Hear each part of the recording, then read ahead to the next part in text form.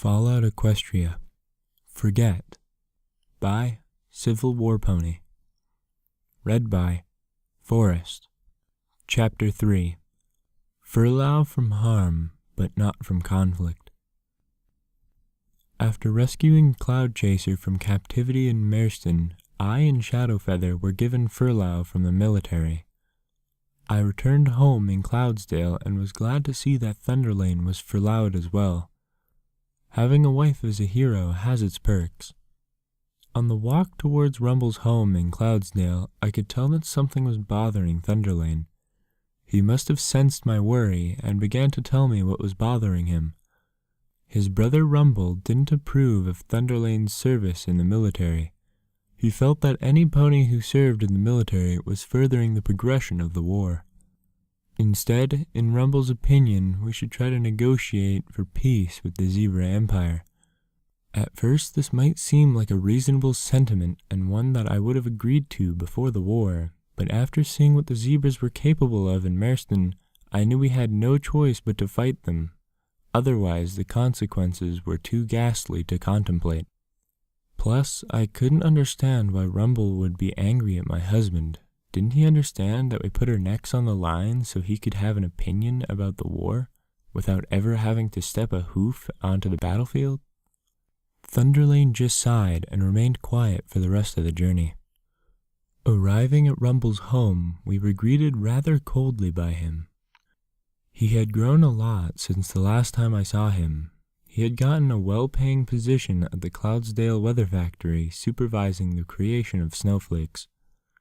He had his maid, a female Pegasi named Cloudymane, hand over our son to us. He didn't even say a word to either of us, but instead slammed the door in our faces. At that moment, I wanted to buck down the door and confront Rumble about changing his attitude, but when Thunderlane saw that I was readying my hooves for a brawl, he said that it wouldn't change anything and that we should just leave. I sighed and turned away from the door, but I swore the next time Rumble pulled something like that, I would kick his flank. Having all of us under the same roof again was unusual. I had forgotten what the quiet of home sounded like, having become accustomed to the shrieking of artillery shells overhead. While I sat in the living room and watched my son play with his toys, Thunderlane prepared lunch in the kitchen. Closing my eyes, all I could do was soak in the peace of being at home finally after being gone for so long. Then I felt a tugging at my leg, and looking down, I saw my son trying to crawl into my lap. A small smile spread across my tiny muzzle as he stared up at me. Reaching down, I lifted him up into my lap and sat him on my knee. He tugged at my mane and gurgled, trying to say something. Noctilfire looked more like his father than he did me. He had his father's eye color, and his coat was the same charcoal gray, but his mane and tail were the same color as mine. While he played with my mane, I heard a knock at the door. Before I could answer the door, Thunderlane had already gotten to the door first. Pulling it open, Blossomforth trotted inside. I was rather surprised to see her in my home. She and Thunderlane, before the war, were something of an item. But after Thunderlane left to go to the Wonderbolt Academy, they had a falling out. She worked for the Ministry of Awesome, developing covert technologies for the war effort. She smiled at Thunderlane and pulled him into a hug while glaring at me all the while. I felt like kicking her flank out of my house, but I wasn't going to do anything violent in front of my child, so I simply glared back. Thunderlane asked how her work was going at the ministry, and while they caught up with each other and discussed the olden days, I went upstairs to grab something. When I came back down, I saw Blossomforth leaning towards Thunderlane, looking like she intended to kiss him, but instead was actually presenting him with a box. I just about had a heart attack when I saw her what it looked like to me to be putting on the moves on my husband, but instead I became curious about what was inside the box. Thunderlane opened it, revealing 2 plasma pistols. Blossomforth explained that these 2 pistols were first of many that were being field tested by the government, and they needed experienced soldiers like me and Thunderlane to let them know how these weapons performed under combat conditions. Both of these models were called Sunsurge PLX-1 and were going to become the standard issue in equestrian military should they perform well. Both of the pistols came with matching shoulder holsters that could be mounted onto our utility barding. I noticed that my name had been engraved on the grip of the pistol while Thunderlane's had been engraved on the other. Blossomforth explained that not only were these to use for field tests, but were her wedding gifts to us.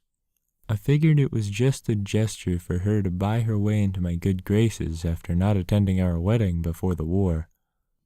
Needless to say, I didn't say anything and just took the gift, thanking her for the pistols.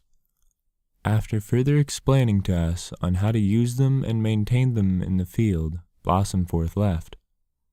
I looked as Thunderlane watched her exit our home. I could tell he still harbored some residual love for her, but he turned to me and said that what was between them was long over and that he already had the love of his life. I hugged him, and together we ate lunch with our son in the kitchen. After lunch, I put my son down for his afternoon nap while Thunderlane and I spent time together watching some TV on the terminal screen. A lot of new technology like this had become commonplace in the homes of ponies before the war. Equestria was industrializing, but the war had really bumped things into high gear.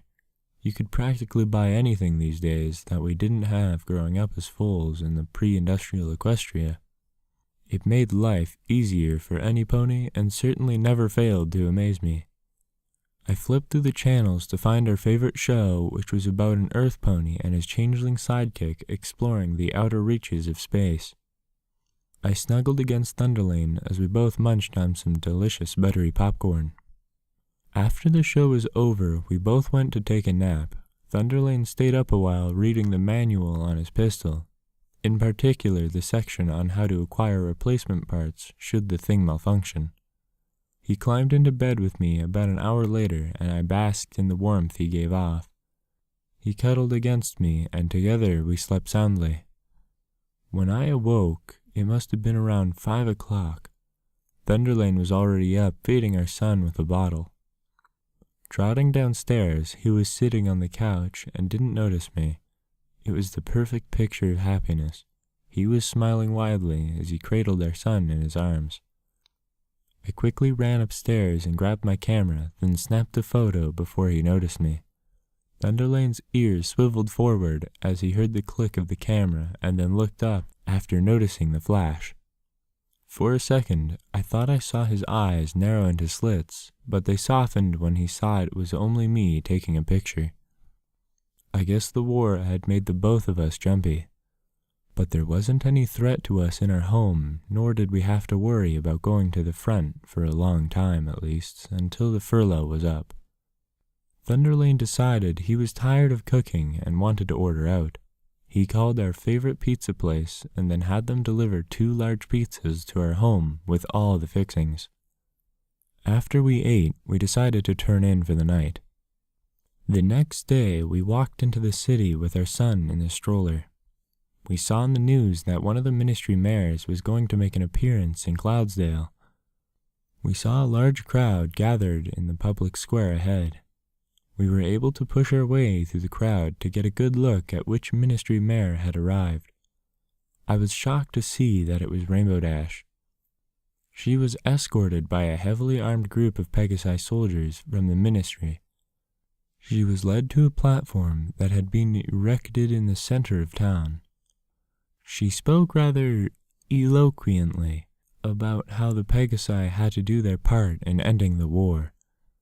She then went on to talk about the latest technological developments that the ministry had made.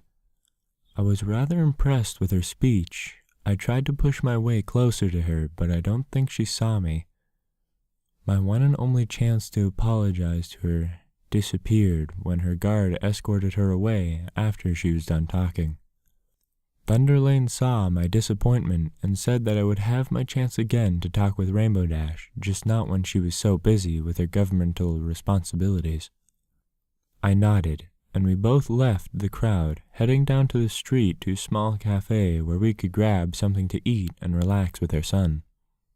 The truth was, I wasn't even sure I would be able to speak with Rainbow Dash again. Even if I could, would she really want to speak with me again? We didn't exactly part ways on the best of terms. Even though I felt like I had changed, I doubt it would be enough to convince Rainbow Dash of that. I treated her really poorly when I was at the academy. I tried to lose myself in the swirling, inky depths of my tea. Thunderlane smiled and said I didn't have to worry about trying to convince Rainbow Dash of my sincerity.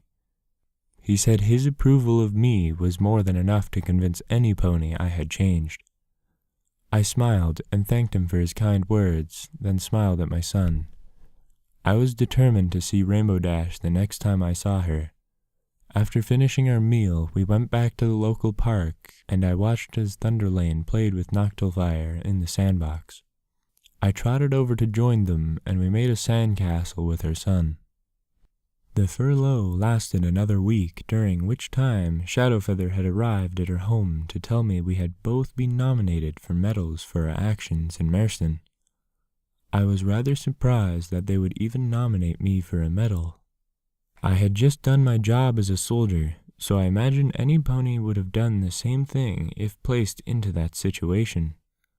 The next day, I was escorted by a guard of Equestria's elite soldiers to Cloudsdale City Hall for the medal presentation. I could barely make out Thunderlane in the crowd with our son. Shadowfeather stood next to me in his brand new dress uniform. I had also been given a new uniform to wear just for the occasion. The pony who was going to present us with medals was none other than Princess Celestia. She had abandoned her rule over Equestria to her sister Luna after the Little Horn massacre, but remained an important figure within the inner political circles in Equestria. I was so nervous when she walked out onto the stage. I had never seen any of the princesses in real life besides the numerous photos in the newspaper, but to actually be standing in the presence of one of them was overwhelming. I thought I would faint then and there, but Shadowfeather steadied me. I guess he felt the same way too. Celestia smiled at me warmly, and her voice rang almost musically in my ears as she thanked us for our service in the military and for helping to defend Equestria. Her mane caught the sunlight, and it seemed to sparkle with that of what I could only describe as heavenly glow. I could understand why now some of the ponies in Equestria considered the royal sisters to be goddesses. There was a hint of sadness in her eyes as she presented us with our medals. I got the feeling that she wasn't happy about the state of affairs in Equestria, and that she had to give 2 of her subjects medals, one in the service of Equestria in combat. I almost felt like crying, but she said to me that she was fine and that she had appreciated my concern for her. I didn't know if Celestia had mind-reading powers, but she practically took the words right out of my mouth. After the ceremony was over, the princess left in her royal chariot heading back to Canterlot. After the crowd began to disperse, Thunderlane climbed onto the stage and pulled me into a hug, saying how proud of me he was. I smiled happily, then noticed that Noctilfire had become fascinated with Shadowfeather's medal and began to play with it. Shadowfeather wasn't really sure what to do, so he just let my son play with his medal. Shadowfeather smiled as he watched my son play with his medal. This was the first time I had ever seen him smile, and it was nice to see that he still had a sense of humor after everything that had happened. This was the last time I saw Shadowfeather. He was killed in combat a few months later when his unit was transferred to the Crystal Empire front. Before returning to the military, we left Noctilfire in Rumple's carrion. Despite hating the fact that his brother and I were serving in the military, he still felt a familial obligation to our son. Reporting back to my unit was strange after being gone for so long. I checked up on the status of Flitter and Cloudchaser. Cloudchaser had been discharged from the army and then transferred to a hospital in Manhattan, while Flitter had been given a desk job away from the battlefront in Canterlot, where she worked for the Ministry of Peace under Fluttershy. I was glad that she was no longer serving on the front lines. Flitter wasn't the kind of pony who did well under fire, and to be honest, I wanted her to be with her sister for her own happiness. My unit was then stationed in the Crystal Empire at their capital city in order to police the streets, which were already becoming wild from the lack of police presence within the city. The zebras have been pressing on the Crystal Empire's borders during the early years of the war. Princess Cadence had attempted to keep the Empire neutral in the conflict, but found herself unable to stem the rising tide of war that was on her country's doorstep. I had never been to the Crystal Empire. I thought it was rather pretty with all those large crystal formations jutting out of the ground. Even though it snowed most of the time while we were there, we never got cold. The Empire was truly a more magical place than Equestria, but it had been hit hard when the zebras declared war on it. A lot of civilizations have fled from the outer provinces to the capital city. Food shortages were becoming common and the people grew restless. I couldn't really blame them for feeling the way they did. It was hard enough losing your home and fleeing to safety only to find out there wasn't enough food to go around. I began to hear the whispers of a revolt around the city amongst the crystal pony refugees. I reported my concerns to the superiors and they told me that they were already aware of all of this. Eventually, Princess Cadence found a way to find enough food for every pony that came to the city. The sentiments of ill will towards the government went away as quickly as they appeared when every pony walked around with a full belly. The war was making ponies do things they normally wouldn't have done before the war. A rising crime rate was becoming a common sight all across Equestria, and the Empire wasn't exempt from it. There were murders, thefts, and drug use throughout the whole of the Empire. One murder I can remember most vividly involved a female unicorn pony. She barricaded herself into an abandoned building on the outskirts of the city. She was in the process of attempting to kill herself when we broke into the building. I was shocked to see that she had already gunned down her family before we were able to save them. Her reasoning for her actions was that she felt the world was coming to an end and it didn't make sense for her to try to raise a family with her husband in this new and frighteningly chaotic world. Seeing the broken and bloodied bodies of her husband and children, I wondered whether or not I would have done the same thing if I was placed in her position. The truth was hard to admit, but if I was forced into watching my family die at my hooves of the zebra military, or ending their suffering before they were captured, I would kill my family in order to protect them. This thought made me want to be sick to my stomach, and sent a cold chill that rushed up my spine and into my heart. When I next met with Thunderlane, we would have to discuss a contingency plan for having our son get to a safe location should the worst happen. But for now, I buried myself back into my duties as a soldier, trying to protect other ponies from themselves and hopefully save a few lives in the process. My time in the Crystal Empire ended after a few months. Most of those in my unit were tired of the atmosphere in the capital city, trying to police its streets and prevent the worst of pony behavior. I think all of them were ready to get back to seeing some real combat and make the zebras pay for everything they were responsible for causing across the whole of Equestria and the Crystal Empire. As we left the Crystal Empire, I looked back at the large crystal palace, home to the royal cousins, two princesses. I wondered what would become of Shining Armor and Princess Cadence after the war was over. End of Chapter 3.